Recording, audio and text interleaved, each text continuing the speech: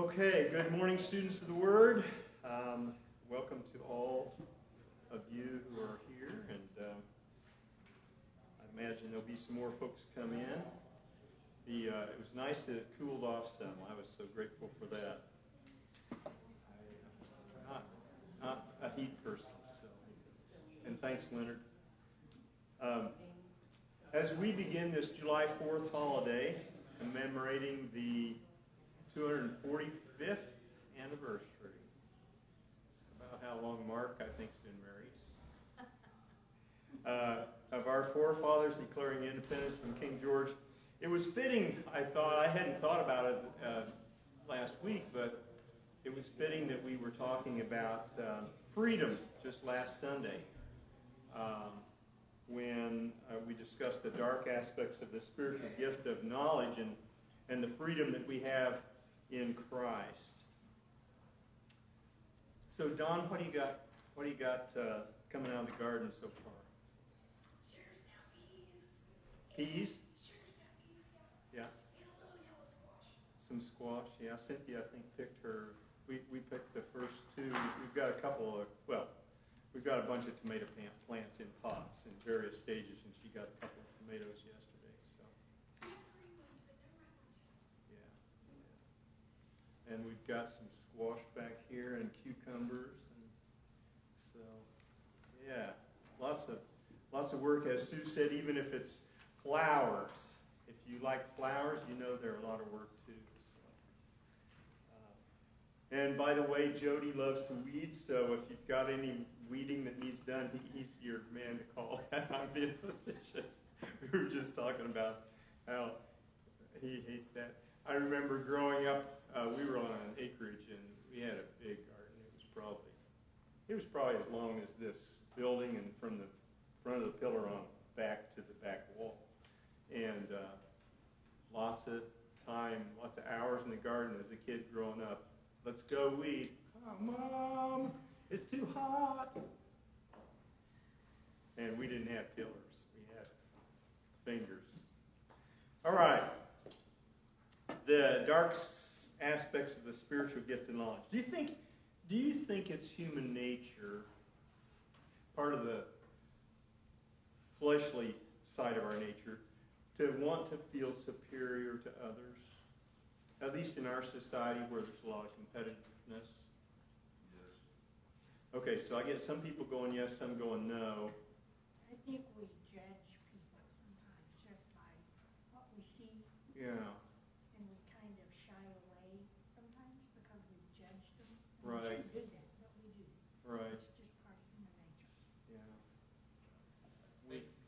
I think our society rewards it, and therefore the tendency is, because we do have to live in the world, we seek reward. We seek acceptance and pushing from the world if we don't watch ourselves. Right. Yeah. And At the very least, we don't want to feel inferior to somebody else. Yeah. And our school system, I mean, I don't know how else you would do it. I mean, they talk about giving everybody no grades, but how do you ascertain if progress is being made if you don't do testing and grade those tests? I don't know that there's a good way of doing that. I mean, there's a standard, and do you hit the standard? Do you measure up, or do you not measure? That's the way God does things too. Well, and how would teachers know how to help a student if they don't have any idea if they're understanding Exactly. material? Yeah, we'll just pass everybody. Why would we put a speedometer on a car, or so many other things? Yep. If it's just a matter of subjective mind or mindset. Well, try building a house or any other structure without sticking to measurements, a standard. No measurements, no plumb, Yeah. no square. You end up with something like what happened in Florida, I guess. Well, that was one of the dark aspects of this gift, feeling superior. And speaking of what Don and Jody mentioned, what are the three things our society puts on pedestals? If you think about it, and you just kind of boil it down to three things. Beauty, Okay? success, Money. Okay. I had sports, riches, and knowledge or education. Because, I mean, you think about people who have high educations and they're treated differently or expect to be. We talk about the ivory tower mentation. And why was Fauci, at least initially, he says that this is what needs to be done, so why? Because of his educational status, where he was, and what he was speaking for, the scientific community. Well, of course, that kind of was a paper castle, but anyway. house of cards, though, you know, with any of those things, you know, we've got people not far from this community, if their balance sheet is not $8 million in the hole, they're not being successful. Yeah. Well, now, wait a minute, you know, it's just like going to El Salvador, you know, those people are happy. They can smile and grin, and they do most of the time. How can you be that happy? Well, I don't know anything. I mean, today, I work for today. Whatever I earn today, I spend and I get what I eat, and it's not like you Americans that are so far in debt that you can't see far enough to get out of it. Satan has done a great deal to warp our viewpoints, hasn't he? If you think about those three things I named, you got riches, lust of the eye, right? What kind of car do you drive? What kind of clothes do you wear? How do you look? Where do you go? Sports, lust of the flesh. How powerful are you? How fast are you? And knowledge, pride of life. Well, I know this. And that's kind of one of the pitfalls that we talked about is pride. Pride. So we talked of the teachers of the law whose knowledge was vast, but was narrow-minded and exclusive. We discussed the knowledge of freedom in Christ that some would have that could, through insensitivity, cause offense to others who were weaker in the faith or weaker in their knowledge, didn't have the knowledge level.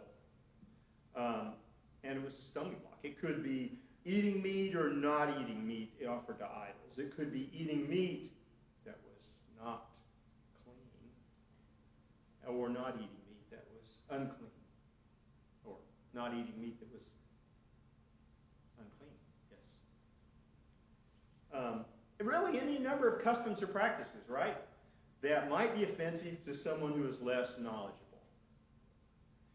And as we ended, when we talked about cultures, you mentioned El Salvador, we talked about cultures and the way that we are expected to dress when we're down there. Not what we're comfortable with here, but what their culture dictates. As we ended, we were looking at passages from Peter and Paul regarding slavery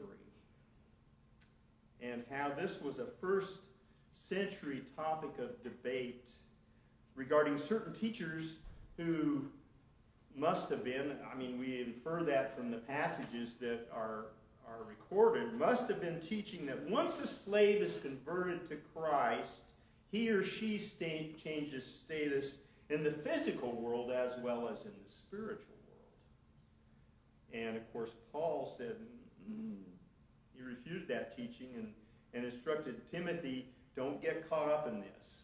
And make sure that you point out that anybody that's teaching differently than what we're teaching, if you're a slave, serve your master, be faithful, and if he's a believer, serve him even more faithfully as unto the Lord. If anybody's teaching differently than that, Paul says, those people are sick with the love for arguing, and they've lost the truth.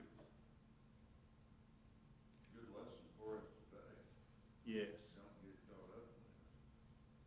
This is an institution that's been going on for 8,000 years. Right.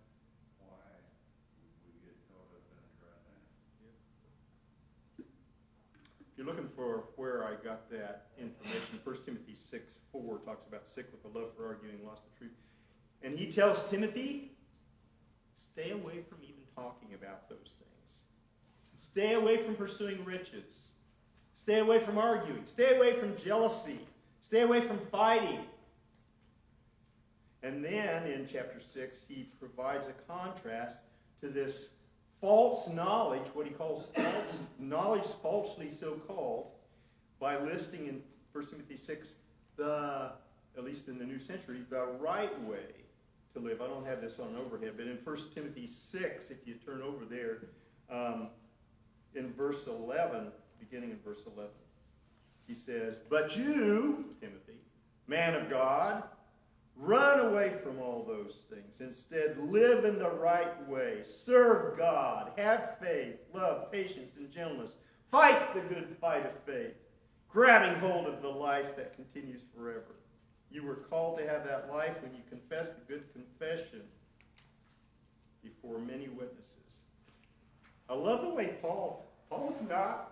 he's not on the fence, is he? Fight the good fight.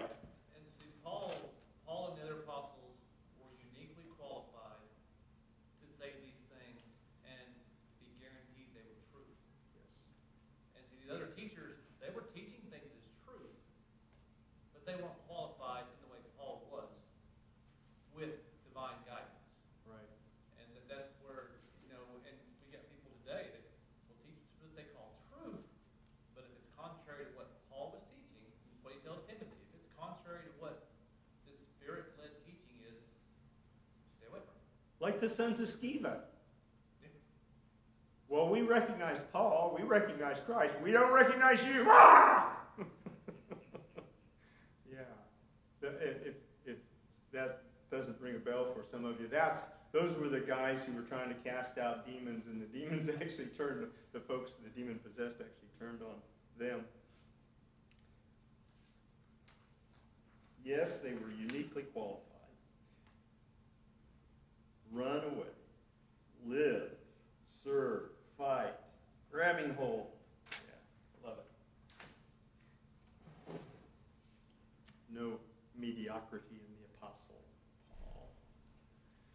All right. In light of Paul's warning to Timothy, and by extension to us, when does a discussion become an argument?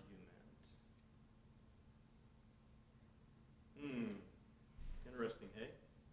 Well, a lot of this is not a discussion. It's a statement of fact.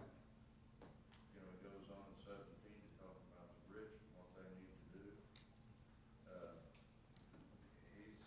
He's not giving them any kind of latitude. Right.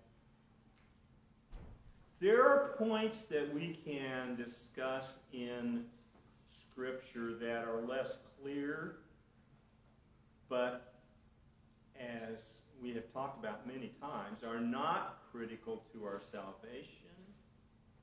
And I think that when one loses sight of the truth of Jesus, Jesus says, I'm the way, the truth, and the life. The truth that Paul so beautifully portrays in 1 Corinthians 13. You can have all knowledge. You can have all knowledge. Whoa, that's everything. But if you don't have,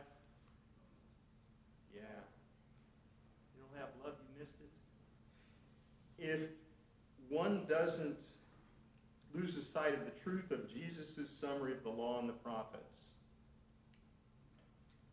Love God, love each other. I think that's when it becomes a problem. Because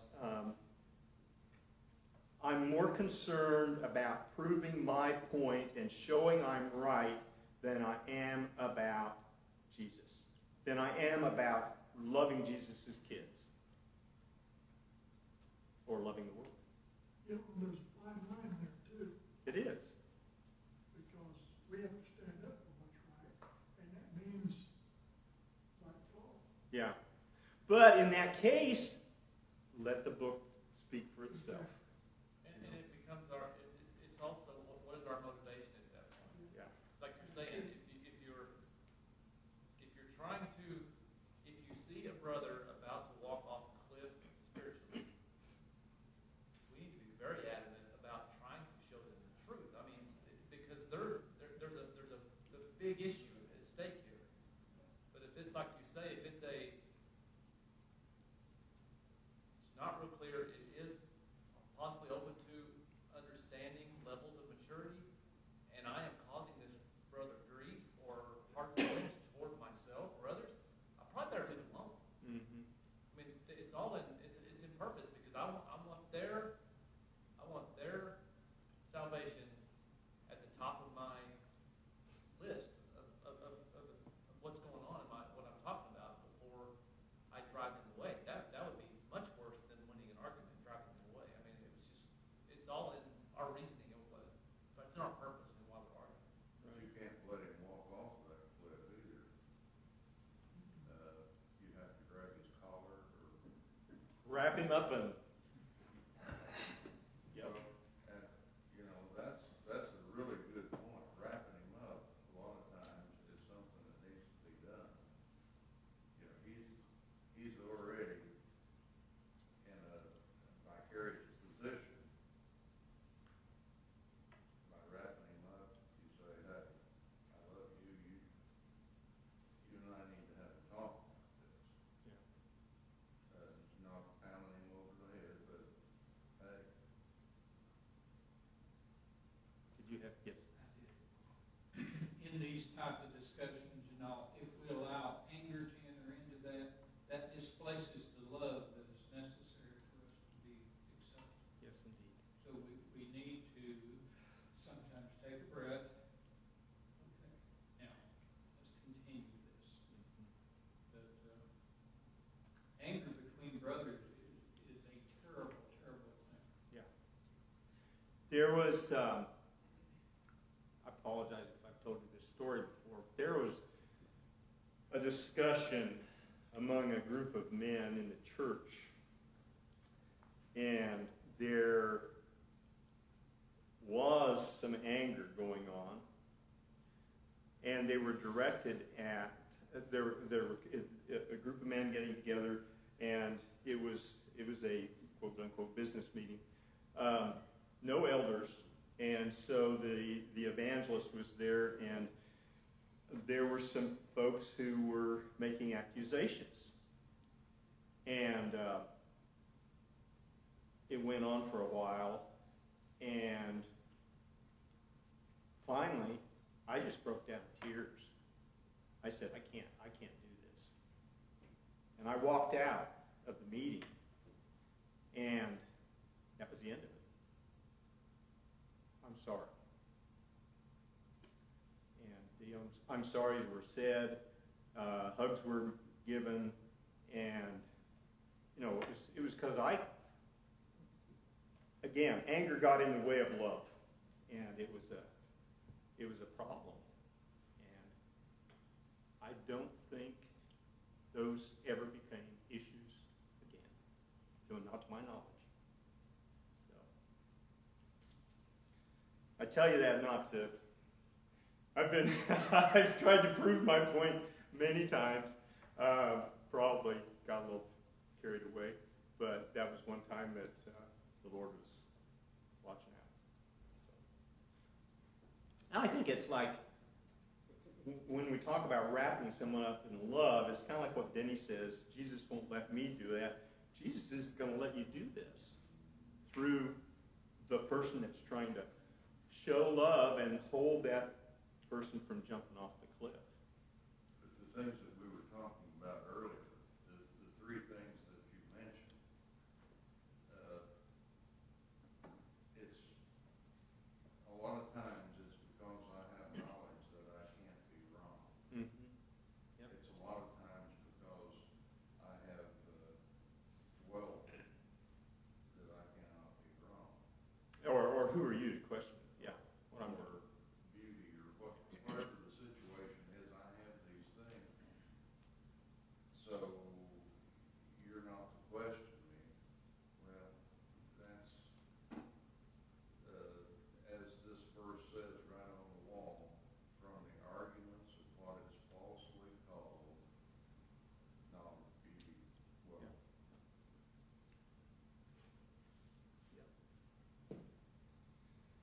All right. Can you think of any other dark aspects of this spiritual gift?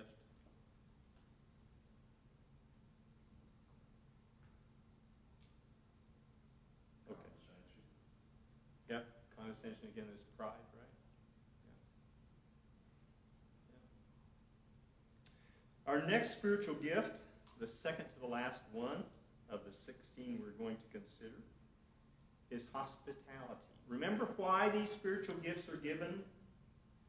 We started out this whole study way back when, talking about,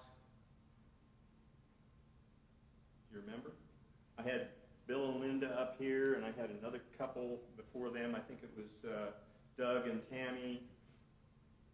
We were talking about evangelism, talking about reaching the world. And these gifts are given to build up the church in love and in maturity so that we can become like the head, and in numbers to reach out to the community. Okay. Next spiritual gift is hospitality.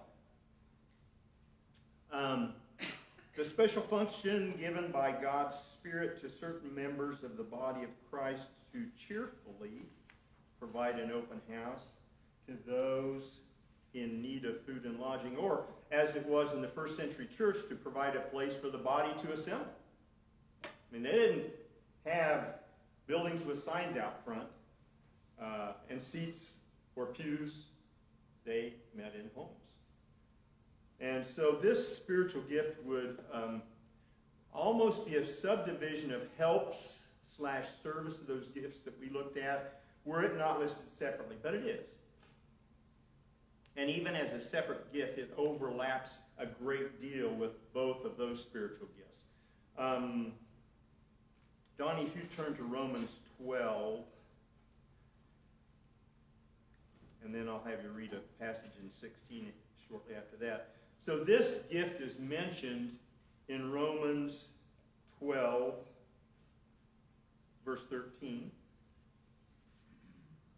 Contributing to the needs of the saints, practicing hospitality. Right. And it's also referenced over in chapter 16. It's also referenced by actions people, even though specifically not saying, well, this is what it was. It was referenced by action. If you look in Romans 16:23, please.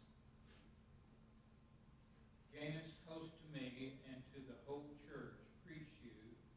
Erastus, the city treasurer, greets you, and Patras, the brother. Okay.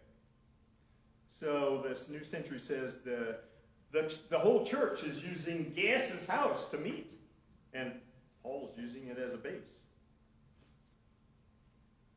What verse was that? 16, Romans 16:23.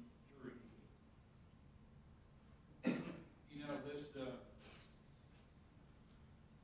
can read into this, but probably this person, Erastus, was a successful person, that he had a facility that the whole church could get together.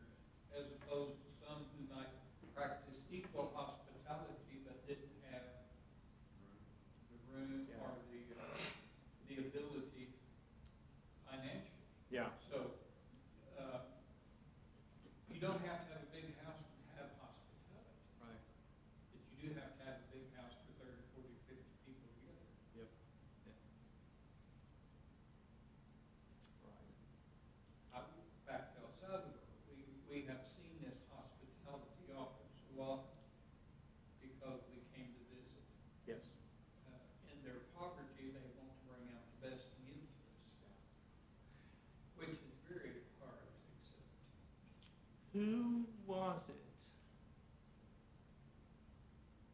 I remember some sister talking about how that when we started that effort down there, the women didn't have the practice of reaching out and helping each other. And now, their custom there is if a family member passes, the neighbors, friends, relatives come by to offer their condolences, as opposed to our tradition of the funeral home. They don't have, they bury that person immediately because they don't embalm, and then you might be turned awake, a visitation. Well, they are expected to feed all of those people who come to visit. mm, So these women are scurrying around there. Well, Our Lady stepped up and started helping. This was foreign to their custom. right. But several people saw that and they said, oh, well, that's a good thing to do. Well, yes, Yeah. it is. But that's one of the examples I can think of immediately. Real burden when you're trying to live on a buck a day, have to feed 400 people, or even 30, Right. while you're grieving,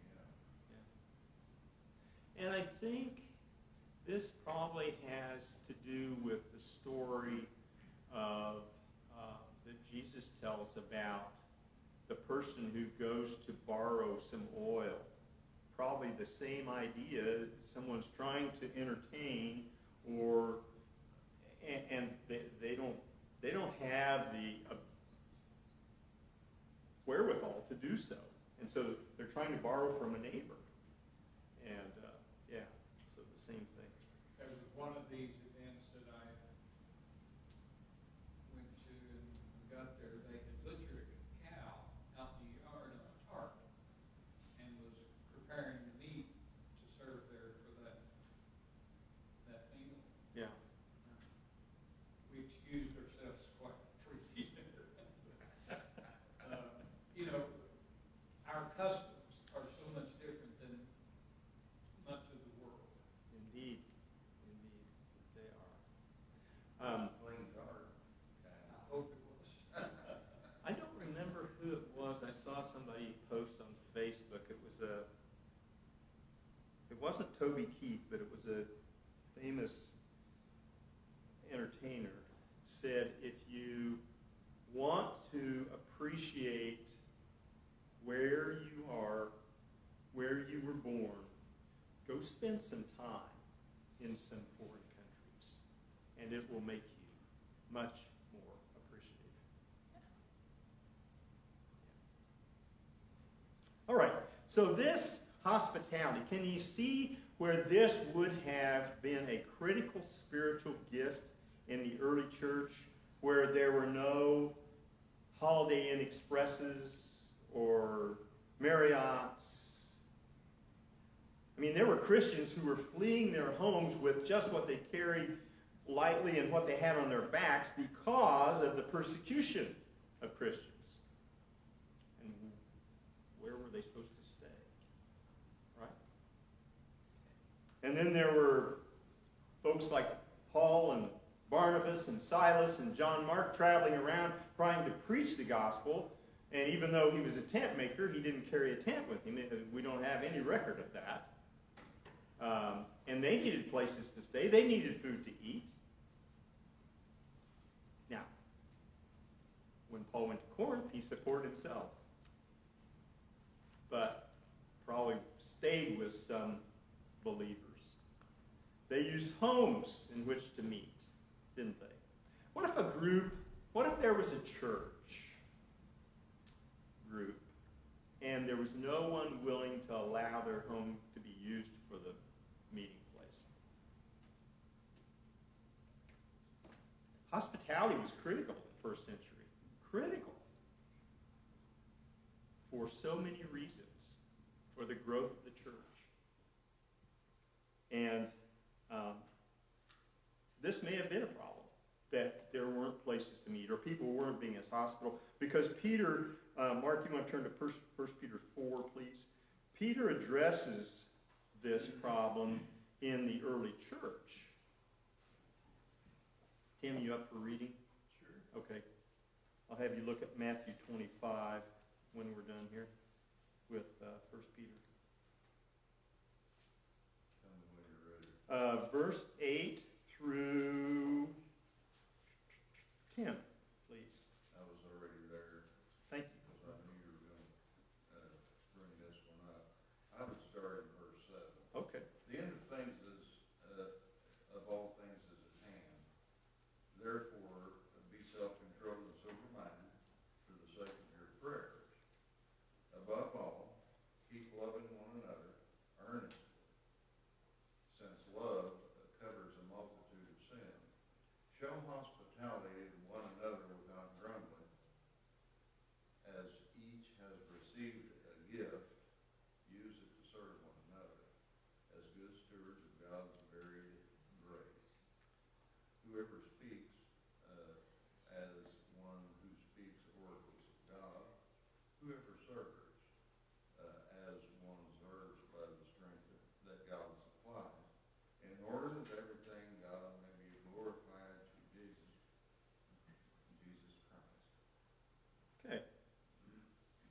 So apparently there was some problem with hospitality. Otherwise, Peter would not have just put out some words, do it without complaining. Maybe there was some complaining. Well, they're always using my house, and I don't know. We have to infer if we're going to get any additional information. But when we discussed the spiritual gifts of helps and service, we talked about a group of women, you remember this, who followed Jesus and his followers around, his apostles, his disciples, and provided for them. And it's interesting that this gift and the gifts of service or helps are all a part of when Jesus talks about the judgment. This is one thing he brings up. When he talks about the sheep and the goats, you remember that scene? He's describing the sheep and the goats scene and talking about what one group did, what one group didn't.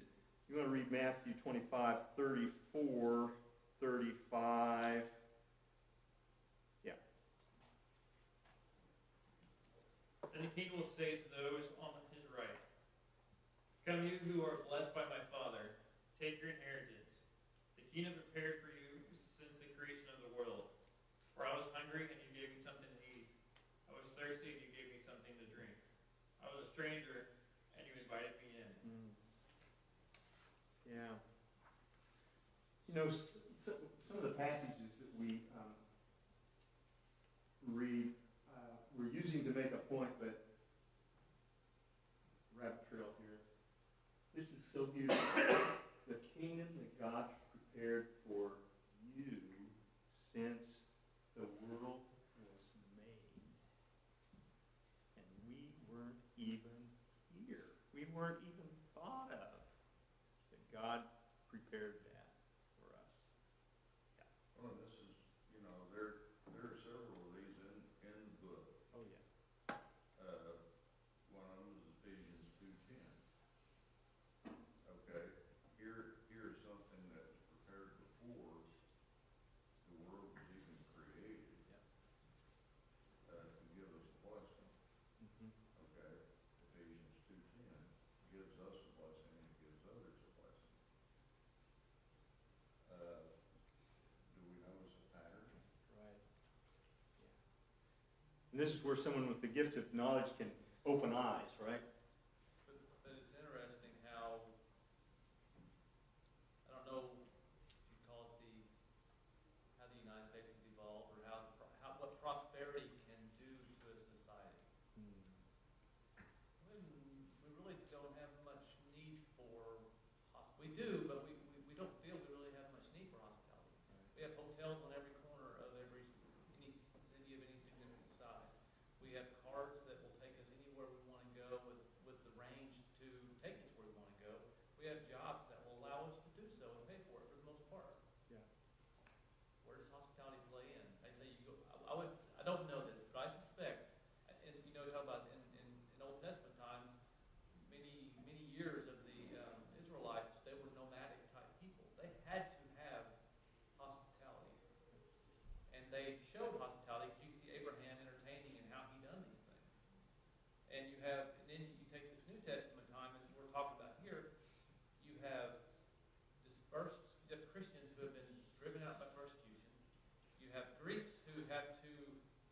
have been brought into the mix, they have to learn to work together. So you have Greeks that are going to have to host Jewish Christians. You have all this thing going. Now here we as a society in today's time, we pretty well isolated ourselves from this need. We have a hospitality industry. Right. Yeah. I saw an ad recently about from a hotel, the Wyndham Hotel chain, and of course they own a number of different. They've got Budget 8 and a number of others, including the Wyndham. And the whole ad is about, they show people in remote places and all places over the United States, and they say, and each time they say, this person is no more than 10 minutes away from a Wyndham Hotel. This person is no more than 10 minutes away from a Wyndham Hotel. And it, just goes on. There are like 5 examples that they give. It's like, oh my goodness. Who'd have thunk it, right? What was an Old Testament tradition related to this gift? Donnie, I'm going to have you turn over to Judges 19. We'll all turn over there if you would. There's a story in Judges 19 that starts out demonstrating the importance of this tradition. And the first part of it's great. The second, not so much. That it ends up laying bare the depravity of even some of God's people of those times. Let's talk about and read the first part of the story. If you turn to Judges 19, I'll give you a little setting here. A man from the tribe of Levi, a Levite, has taken a concubine for his wife. So they've exchanged betrothal vows, and some translations render her a slave. Not all do, but she was unfaithful. And that, I take it to mean not to him as far as having a sexual relationship outside of there, but that she broke the betrothal vow because she went back to live with her father in her father's house. 4 months go on before the Levite, we aren't told why, 4 months, but he goes back to ask her to come back to him. And the woman's father, the father-in-law, he's delighted to see this young man. He's come back and he welcomes him and he feasts. You stay with me, I'll entertain you. And he gives him a feast and they stay there and he's there for multiple days. And he tries to get him to stay even. Each time the young man says, well, we need it. No, it's getting late in the day, you stay. And so he stays the night. But after a few days, he said, no, we got to go. Okay, let's start in verse 10. And we are going to go down to verse 17. But the man was not willing to spend the night, so he arose and departed and came to a place opposite of Jebus, that is Jerusalem. And there was with him a pair of saddled donkeys, and his concubine was also with him. And as they were near Jebus, the day was almost gone, and the servant said to his master, please come, let us turn aside into the city of the Jebusites and spend the night in it. However, the master said to him, we will not turn aside into the city of foreigners who are not of the son of Israel, but we will go as far as Gibeah. He said to his servants, come and let us approach one of these places, and we will spend the night in Gibeah or Ramah. So they passed along and went their way, and the sun set on them near Gibeah, and which belonged to Benjamin. And they turned aside there in order to enter and to lodge in Gibeah. And they entered when they entered, they sat down in the open square of the city, for no one took them into the house to spend the night. And behold, an old man was coming out from the field from his work that evening. Now the man was from the hill country of Ephraim, and he was staying in Gibeah, but the men of the place were Benjamites. And he lifted his eyes and saw the traveler in the open square of the city. And the old man said, what are you going? Where are you going? And where do you come from? Okay, so next slide, please. So he has been down, he's going to tell him here in just a little bit. He's been down here apparently the father-in-law and his concubine wife was down here. They're traveling up through here. This was called Jebu. And later became Jerusalem, but at that time was not part of the Israelite, was not populated by God's people. So they're going to go here, and they're trying to make it up to one of these cities here, and he ends up here in Gibeon. So you can kind of see the route. And you'll notice that the old man lived in the hill country of Ephraim, right in here. And notice what the young man says. Okay, let's read down through 21, please. He said, we are passing from Bethlehem in Judah to the remote part of the hill country of Ephraim, for I am from there. There you go, see? He's from there too. And I went to Bethlehem in Judah. But I am going to my house, and no man will take me into his house. Yet therein is both straw and fodder for our donkeys, and also bread and wine for me, your maidservant, and the young man who is with your servants. There is no lacking of anything. They've got everything. They packed for this trip. We just need a place to lay down, right? Go ahead, please. The old man said, peace to you. Only let me take care of all your needs. However, do not spend the night in the open square. So he took him into his house and gave the donkeys fodder, and they washed their feet and ate and drank. Okay.